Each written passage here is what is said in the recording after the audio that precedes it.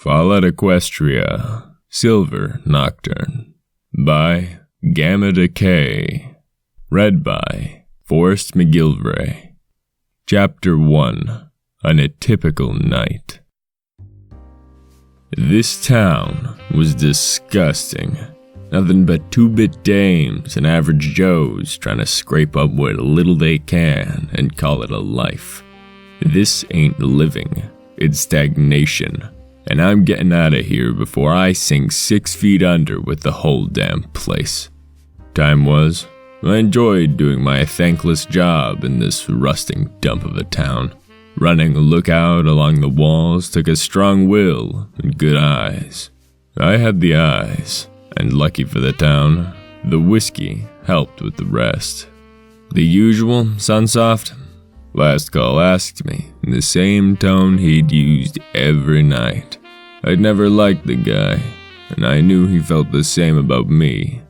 He was the type of pony who'd sell his mother at the chance to make an extra cap or two. As sleazy as he was, I didn't blame him. Life in the wastes was cruel, and you had to fight to keep on top. It was a losing battle, and not every pony made it as far as they wanted. Even without an answer, he poured me a drink. I took the glass in my fetlock, as I had almost every night, and brought it to my lips. It burned all the way down, numbing my broken soul like water on the flames of a dying fire. I set the glass down and stepped back from the bar, hoofing out a few caps. I tossed them on the counter and left. I'd helped to protect the future of this place, and the ponies here were content to squander it. Rusty, over at the landfill, didn't sell to traders. Instead, he'd hoarded all the junk for himself. Lady Lucius and her working mares could have been pulling in a heap of caps. Instead, they pushed Dash onto their clientele.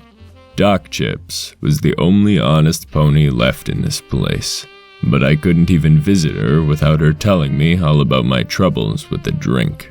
None of it mattered to me. At the end of the week, I wasn't even gonna give a second look back. The only thing that mattered in the world anymore was a stiff drink and the comfort of another pony. The skies were stormy, the same as they'd been the last 2 nights. The relentless rain filled the streets with the entrancement of a beautiful mare. The flashing lights from the bar made the night air sparkle, while the wind and distant thunder played like the slow tune of an old-world jazz band. No pony appreciated a rainy night's beauty like I could. Then again, no pony here understood how the rain was made. Not like she used to. Whisper. Her name slipped past my lips and rolled off into the cool wind that brushed against me. It had been 10 years ago to this month I'd lost my wife to that Pegasus disease, and still, every time it rained, I thought of her. The lonely streets were all the company I'd needed on my walk home. Sure, I could have shared tonight with some pony else. It had been done plenty of times. But I couldn't stomach it anymore. The rot and filth that filled their lives here were a disease I didn't want to catch. They'd sooner drag me down with kind words and intimate actions than see me leave this place alive. I didn't need them anyway, not when I had the promise of a shared bed down the road. My home was my only anchor in these rough and changing seas. From the outside, it had been nothing more than 4 rusting walls with the number 9 scrawled on it in fading white paint. Inside, the soft bed, smutty magazines, and my collection of junk were all I had left. At least, that's what I'd come to expect would always greet me inside. Unknown to me, that wasn't the only thing that waited for me when I opened the door. Hey there. His voice floated through the air and greeted me like a warm touch across my skin. I've been waiting for you all week to walk through that door. Those silver blue eyes of his shone, even in the darkness of the shack. Slowly, he turned up the small lantern next to my bed, and I finally felt my spirits lift. "You're back early." I stepped inside from the rain and shut the door behind me. Had you asked me 10 years ago if I could ever love a stallion, I'd have hit you straight across the muzzle. Now, here I was, finding myself drawn to him. Maybe it had been because he was the striking image of my wife. He had her palate, and he had her eyes. But it was more than just that. Caltrop made me feel good in ways that I had never known could exist. Yeah, he was a few years younger than me, and still seemed ignorant of life in the wastelands. But that didn't matter. Not when I held him in my hooves. "Is that a problem?" He gave me a frown and pouted his lips. "Here I was hoping we could spend a night in. Just the two of us." He ran his hoof along his side, slowly drawing it back to his cutie mark. His body was a weapon that always brought my mind to his haunches, and he knew how to use it. I took the moldy towel I'd had hanging by the door and dried myself off with it.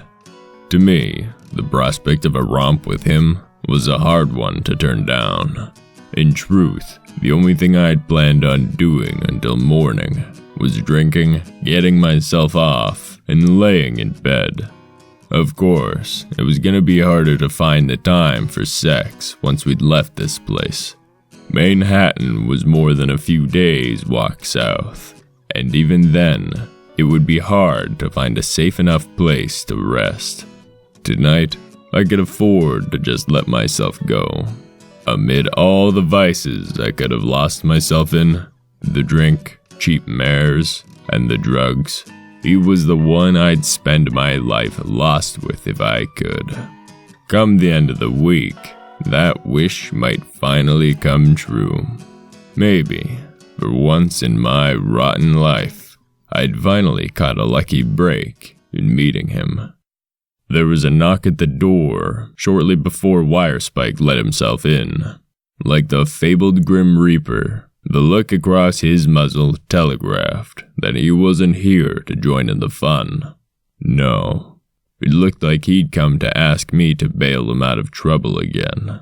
It was a bad habit of his, but tonight especially, I wasn't in the mood for it. "Sunsoft, something's happened." His whole body shook as he spoke. When his eyes met mine, I could tell that he was in shock. The little bit of blood that was splattered under his chin and his forehooves meant it was most likely another bar brawl. A shame I wasn't there to participate this time. "Out past the gates, there was a wastelander, or something, and—" Goddess's Spike, it's my fucking day off. I lost my cool. This was my last night off before I left, and now that Caltrop's back, the town can go fuck itself. Can't you get Silver Platter to take over? He's normally good at cleaning up your messes. "Silver's fucking dead." He spoke as he dropped his tone, and tears started to drop down his cheeks.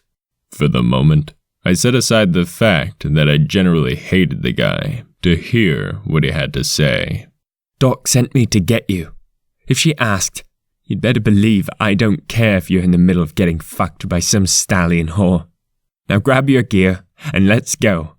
Before I could get off a half-thought-out insult, he stepped back out into the rain and disappeared into the night, like a ghost. Right then, I just wanted to tell Caltrop, fuck this joint, let's scram. This town wasn't worth the trouble it gave, and I hoped it burned to ashes the minute I was gone. I couldn't leave tonight, not with Silver dead. He was a good stallion, and second only to me in the town's guard ranks. He'd covered up enough of my own fuck-ups that I at least owed it to him to find out what happened. "You aren't really gonna leave, are you?" Caltrop pinned from my bed. "Sorry, love." I sighed out and waded through my junk to where I'd thrown my security barding. Though, I'll see what I can do to make it up to you when I get back. With a kick, I slid a box of old Wing Boner magazines off my musty barding. From the moment its smell hit my nose, I knew I was too sober to be heading out for duty. To his credit, Caltrop didn't try to beckon me into bed. I guess he could show a bit of restraint when he needed to after all. Just stay safe out there, he offered, as I could hear more than a hint of disappointment in his voice. Safe. That was a laugh out here. Between the raiders, the wildlife, and more of those damn alicorn monsters appearing every day, we should all be dead. I don't really understand how any of pony kind could have lasted this long. Then again, that's what ponies were good at. We survived, blew up the whole damn world, and we just kept on ticking anyway. I slipped on the old pre-war business outfit I had over it and buttoned myself up as I'd done almost every night for years. However, I felt conflicted about it tonight, not just for having to go out so suddenly, but because this was one of the last times I'd ever wear it. The only thing I'd be bringing with me when I left were my gun, my caps, and enough food to make it to Manhattan. The barding belonged to the town, even if it was just going to rot with the rest of this place. My revolver, on the other hoof, was something I'd rather leave, but couldn't. I'd never been too keen about keeping a gun. Sure, it's been reliable a hoofful of times I'd had to use it. Hell, it even saved my life once or twice. As much as it's been a blessing, it's also been a curse. I'd cornered a daft drunk at the bar once, a few years back. He thought he could draw faster than me. He couldn't have been older than 16 when I'd shot him dead on the spot. Still, I kept the old .38 loaded and strapped to my barding. I'd choose a lifetime of regret over laying 6 feet under. By the time I'd gotten outside the gates, the rain had tapered off into a misty haze. The light from a few lanterns cast eerie shadows out into the darkness of the wastes. The sheen they gave to the crumbling old paved road outside of town was stained with crimson lines. It was a scene straight out of the old mystery novels before the war. Wirespike stood next to Doc Chips, who hovered like a vulture over the bloody mess that used to be Silver. The sight of his corpse was so damned unnerving that I almost missed the fact that Jerrycan and Lady Lucius stood on the other side of it. They'd been 2 more pages of bad news I could add to tonight. Like a raider with a smile, nothing good ever came after you saw it. A damn shame to lose a stallion like Silver to such reckless actions, Jerrycan said, with his normal propension to mention the obvious. He shouldn't have gone outside the wall alone. He didn't deserve a death like this. Shut your mug, Jerry. You don't give 2 shits about your own town's guard. How about you scram and let me do my thankless job? As I spoke, I nearly spat at the rotund bastard. He's another on the list of ponies I won't miss. A mare who spends more time at the brothel than I do at the bar is a sign of a weak town. Besides, there was only one pony here I trusted. Give me the news, Doc. What happened? Well, from what I can tell, some pony went to town on him with something heavy. She spoke as she magically levitated a small rod around his body. She used it to illustrate the finer points of blunt force trauma. A fractured shoulder, broken ribs, and plenty of internal bleeding are all pretty terrible, but that's not what killed him. She lifted the rod and used it to turn his head. We all cringed as she exposed the other side of his face. The pulpy mass of flesh and bone had an inward curve to it. It looked like nothing I'd ever seen before. I've never seen this kind of wound before, but it takes a large amount of force to do that to a pony's skull. By the goddesses, what could do that to a pony? Jerrycan gasped before turning away from the sight. I looked up to Lucius and caught her glance. She quickly averted her eyes before turning back to town. I still wasn't quite sure why she'd been out here in the first place. A mare with legs that almost went on for days. She'd never been the kind to spend her time in the mud. Then again, tonight was a slow night in town, and the gruesome entertainment of the wasteland was always a free show. "Go home, Jerry," I said, in as stern a tone as I could. The fat bastard finally got the message and casually strolled back to town. "Wire, you said that there was an incident. Tell me, what exactly happened?" "Well, Silva and I were on guard. She's just like usual," he said as he looked up to me. The poor stallion was doing everything he could to not look at Silver. "Until he said he saw something making its way around the wall on this side of town. I told him it was probably just some bloat sprite, 'cause that's what it usually is, you know? But he said he still wanted to check it out, just in case." "Go on," I muttered and swung my gaze across the dark landscape around town. Some pony scouting the walls, maybe? Why attack Silver when the rain and darkness could give you the clean sneak? "A few minutes after he left, I heard him shouting something. The rain was still coming down enough that I couldn't hear what he said, but I came down from my post and ran to him." He paused for a moment as a small whimper slipped through his lips. "And I found him laying here, like this." He started to sob. "And that's all that happened?" I turned my eyes to the dimly lit wall and looked along it. A few feet from the entrance, something at the base of it caught my eye. "What do you mean?" Wire shouted through his anguish. "Something just murdered my best friend. If I knew something else, I'd have fucking told you." "Hey, you and I drank from the same bottle some nights. I didn't mean any offense." I cast my own glare at his angry eyes. I just want to know why this had to happen at all. Wire needed his space and some time to deal with his loss. Deaths in this community were few and far between. The cases of a pony being bumped off by an outside attack had been as rare as unfiltered sunshine. Something smelled funny about all this, and I planned on finding all the dirt I could on it before the rain came again. The rain had already taken care of most of the evidence at the scene of the crime. The rest was trampled under the hooves of the boobs who showed up out here to gawk. As I looked around, I found one set of hoofprints that led back toward the town hall. I followed them back to the curious spot I'd seen. It was met by another pair of tracks that came seemingly from the wall itself. Their gaits were almost matched to a galloping pace.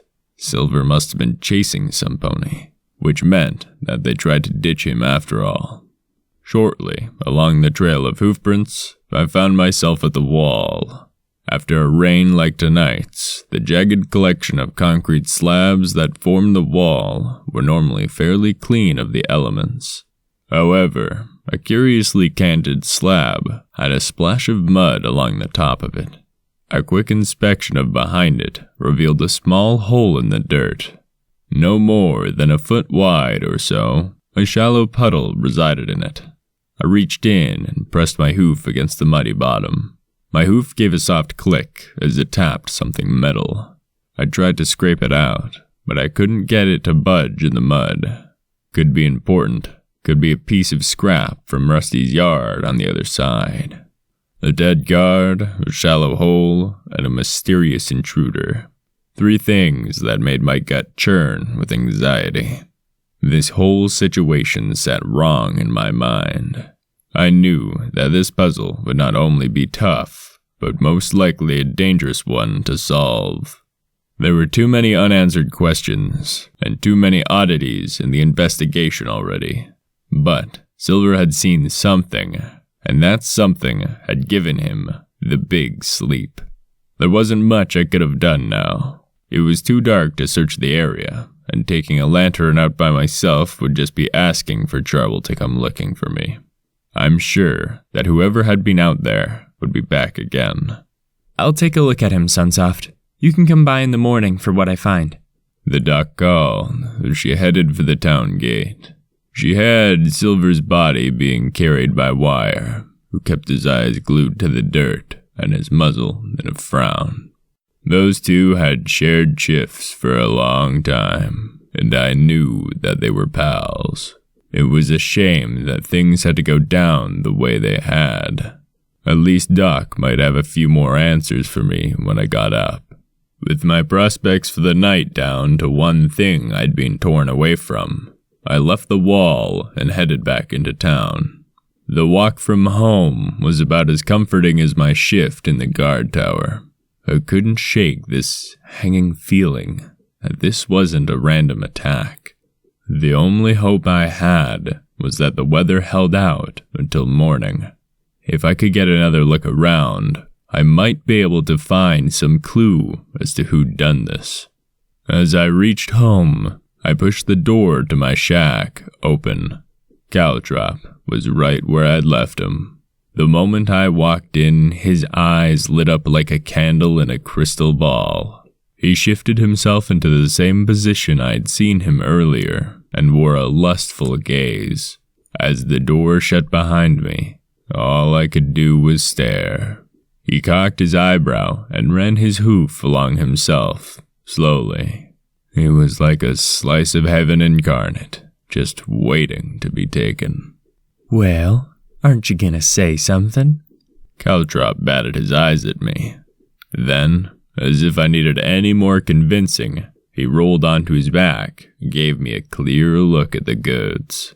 That was just like him, always so eager to get whatever made him happy. What he lacked in patience, he made up for more intimate ways. In just a few moments, I'd stripped my barding off and was standing over him next to the bed. "Sorry, sweetheart, just admiring the view," I said as I placed myself over him. The dim lighting, the smell of the rain, and just how perfect his body was. Everything hit me at once. It was either the lack of alcohol or the fact that I hadn't been laid in a week that made me feel this lust-filled.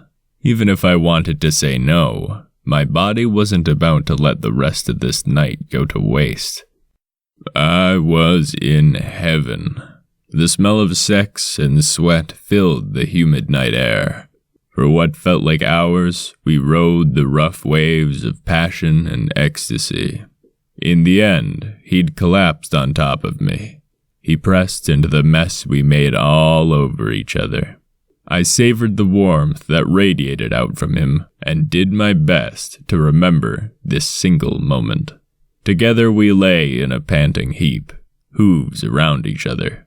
Only when it was over did the sound of rain return to my ears. With it came the disappointed knowledge that for now, we were still in this dump of a town. I didn't care. Being here with him was all that mattered to me. Dad? Caltrop whispered and panted heavily. It was a hell of a ride. And you are a hell of a stallion, I whispered back through my own. My mind and body both called out for sleep, and I was ready to oblige. There isn't any pony else I'd rather fall asleep next to than you. I know. I am pretty amazing, aren't I? He gave me a soft laugh and wiggled his all-too-perfect hips. I'm just glad we'll be leaving this place soon. I want to spend the rest of my life with you. As do I. I sighed. My heavy eyelids crashed shut, and his warm embrace carried me off into the most restful sleep I'd gotten in days. Even with the promise of slumber, Silver's death sat in the back of my mind. That would be my goal for this week. I'd find out what happened to him before I left this place for good. The town might not care to know, but I think his memory deserved the justice I could bring. As it mostly did, the time to wake up came far sooner than it should.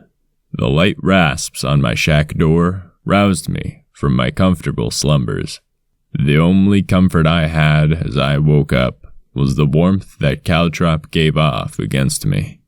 Just 1 minute, I grumbled. It took a few seconds for me to remember how to use my legs. The only thing worse than waking up with a hangover was waking up sober. The fact that when I opened up my eyes, everything was brighter than all hell didn't help either. With less grace than an out-of-control freight train, I stumbled over to my shack door.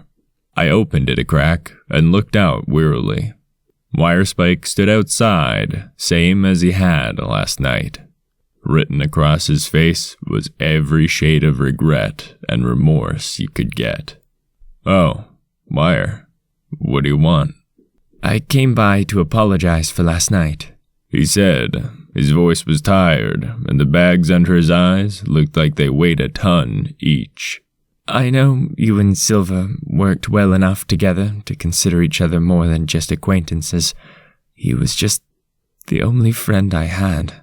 He trailed off to a silence that I'd known all too well. Whisper's death fluttered into my mind like a moth seeking the light of day. It was a feeling that I'd buried deep inside, and I needed to strike down quickly. "Look, I'll tell you what," I grumbled. "Let me see what I can find today, and we can discuss it over a drink tonight." I stopped to let out a long yawn, one which he was patient enough to wait through before he gave me an answer. "Sure thing." He forced a smile and gave me a soft nod. While his expression might have said the offer hadn't meant much, the tone of his voice he used said he was hopeful. "Sorry for waking you up. I'll let you get back to bed." I shut the door on him with another yawn. My neck and legs gave stiff pops as I turned myself around. When I did, I found Caltrop gazing groggily up at me. The thoughts of Whisper receded back into the depths it crawled out from. "Morning, hon," he whined as he stretched his legs. As he did, I caught a glimpse of what pressed against his underbelly. Some pony had a nice dream while they slept, at least. "Mind giving me a hoof with something?" he said as a smile spread across his muzzle. "I think that part of me's a bit more awake than the rest." Sorry, love," I gave out with a sincere sigh. It felt like a crime to turn something like that down, but penance for what it could wait until later. No time for a quickie this morning. I have to run to see the doc. With a quick look, I found my discarded barding and hoofed it on. "I promise that'll make it up to you tonight, all right?" "You better," he said with a note of disappointment that stung at my soul. Only after a moment, he gave me a sly smirk and waggled his eyebrows. "If not, you're gonna have to let me be on top for the rest of this week." Sounds like a deal. I chuckled while I checked myself over. I had my gear, my gun, and my wits about me. All I needed were some answers about last night. "Feel free to make yourself at home while I'm away," I said and raised my forehoof to my muzzle. I blew him a kiss before I turned and hoofed open the door. "Take care," he shouted as I walked out. Even with the cloud cover, on a day like today, I should have brought my hat. I'd already gone too far, though. If I went back in, I knew Caltrop's calls would be too much to resist. Instead, I sucked it up and started to squint. I walked the narrow corridors towards the center strip of town in a daze, as I was forced to wake up by the obnoxious daylight. For being a town named Shady Pines, this place was always a whole lot brighter than I'd like it to be. Still, the walk wasn't as brutal as some of the mornings after a bender. I knew the excess was bad, but in the wasteland, you can't help but want to feel that good. The hustle and bustle of the other 100 ponies who lived in this shithole was the only thing I could have rather done without. That's why I'd chosen to take solace on the night shift. Actually, that was a lie. The truth is, getting a few drinks to start the night always seemed to make the night look a little brighter, and the town a little less in the shitter. If last call opened up earlier than noon, I might have considered the evening shift back then. Even now, when I think about it, a stiff whiskey could go a long way to keep today bearable. Regardless, I didn't have time for a drink. I had to make my way over to the dock to get the dirt on what happened. The more she could find out, the closer I get to being rid of this junk heap of a community. Still, it might have been the fact that I'd just woken up, but Silver biting the big one still seemed like it was part of a bad dream. Something told me that the gurgle I had in my gut wasn't entirely about wanting breakfast. No, something bigger was at play, and I was gonna get to the bottom of it. I trotted out into Main Street. Even without a drink to temper my vision, I caught a glimpse of something ugly at the clinic. 2 bricks in Grifter Gang combat armor did their best to look imposing, not that I cared in the least. They looked like jokers anyway.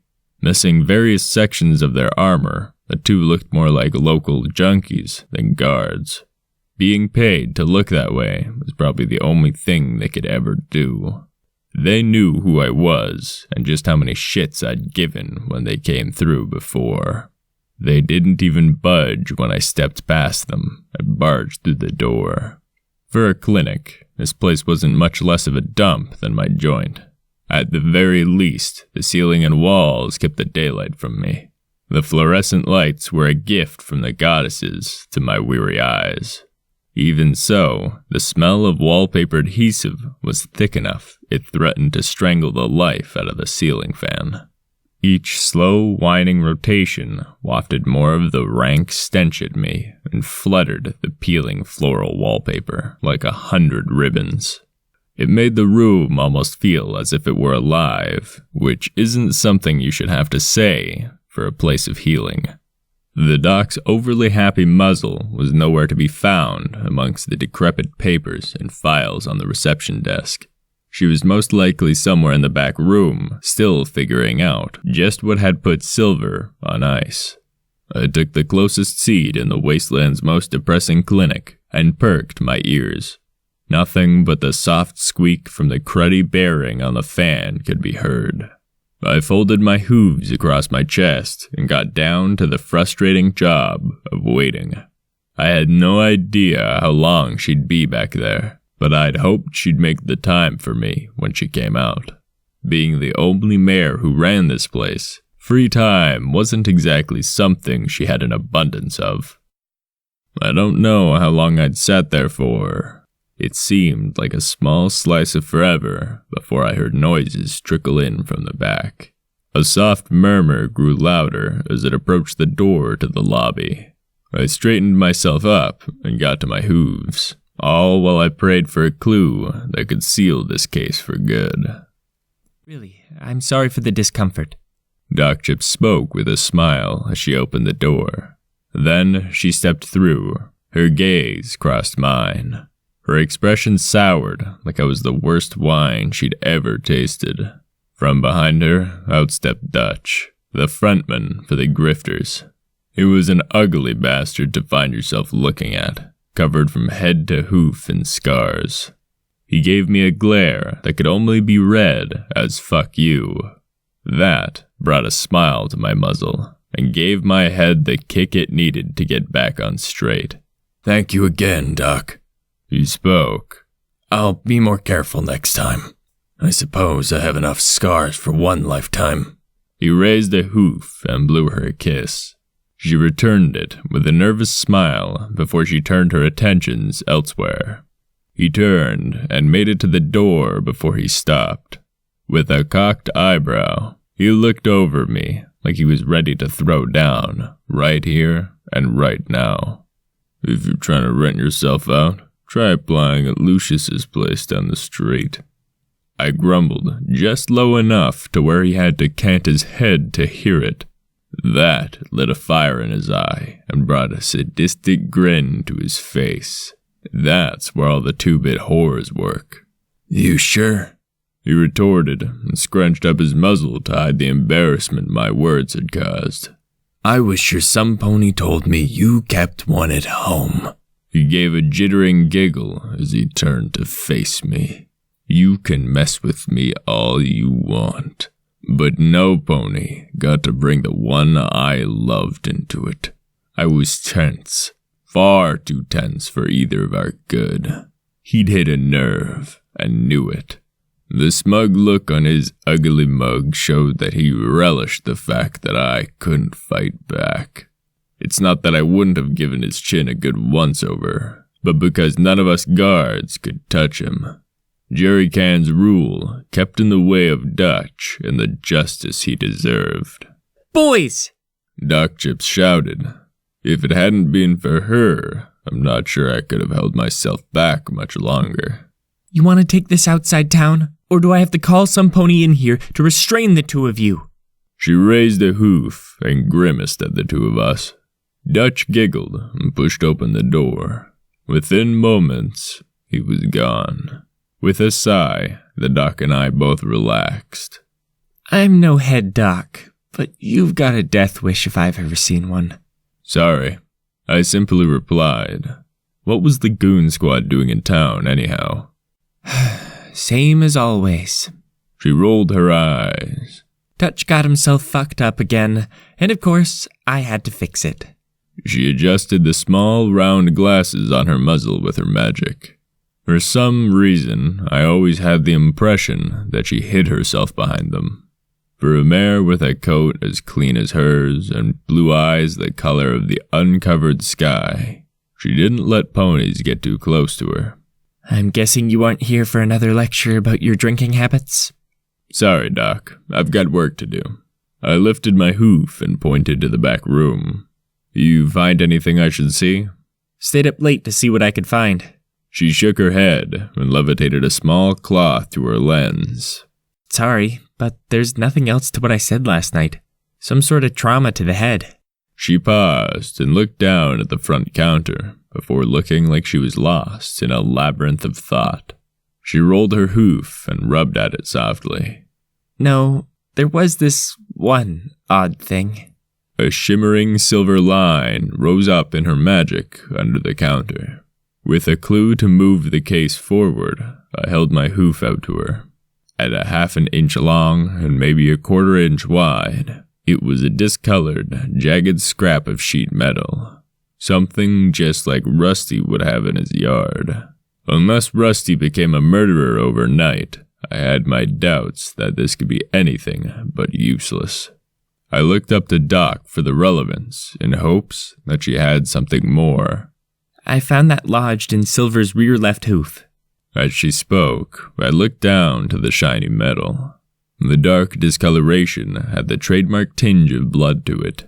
It probably would have been something that my old friend Wild Pegasus would have helped me notice were today like any other day. It's a real nasty shard if you ask me. Must have been painful. It couldn't have been in him any longer than just before his death. Was this all? I asked as I slipped the shard into the pocket of my barding. This wasn't much to ride on, but I had a feeling in my gut. I had to dig deeper into this, especially if I wanted to be ready for whoever killed Silver to return. They always go back to the scene after the dead is gone. Murder is a dirty job, and it's too much trouble to clean up after if you ask me. Yeah, I can take another look over him again, but I couldn't do it until tonight.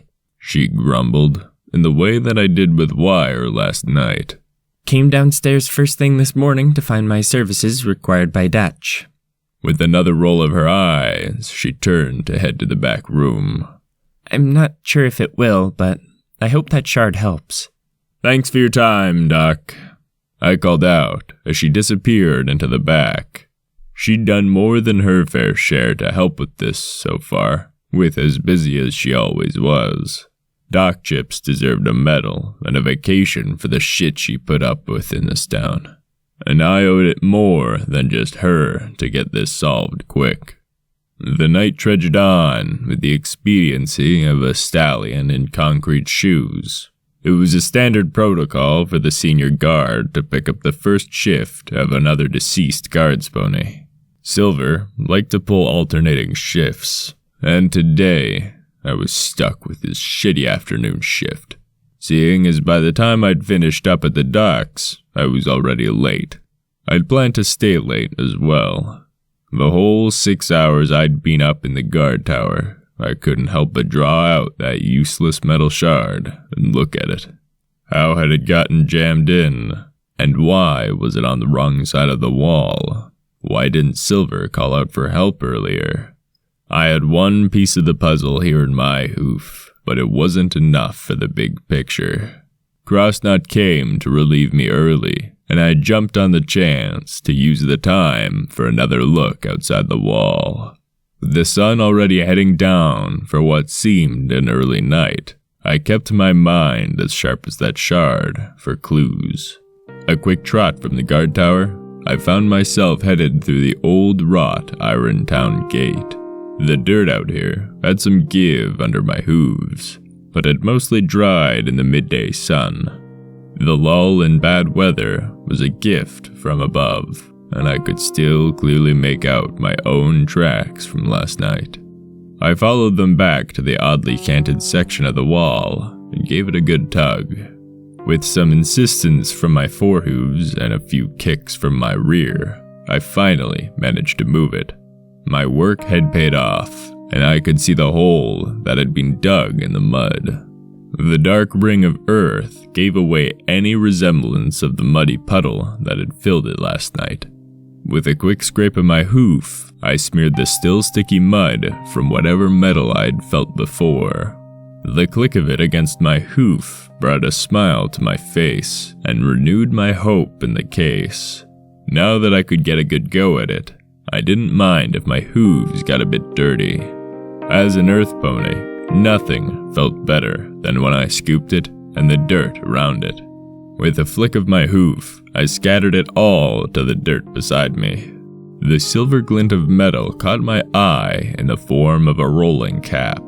As it flopped down, I walked over and hoofed my prize up to my face. With the dirt on it, at first glance it was just an ordinary cap. Under the mud, however, the pristine surface and crimped ribs and the sharp sides of the cap gave it away. It was a forgery. The tilted section of the wall, the metal in Silver's foot, and where he'd been killed, it all made sense now. Unfortunately, now I knew I was in deep. My gut was right on the mark this time, and this would be a lot harder than I had first thought. Silver might have just been in the wrong place at the wrong time, but some pony had been running counterfeit caps through the town. My first stop tomorrow morning would be Rusty's place. If some pony had been stealing his scrap metal, he had to know.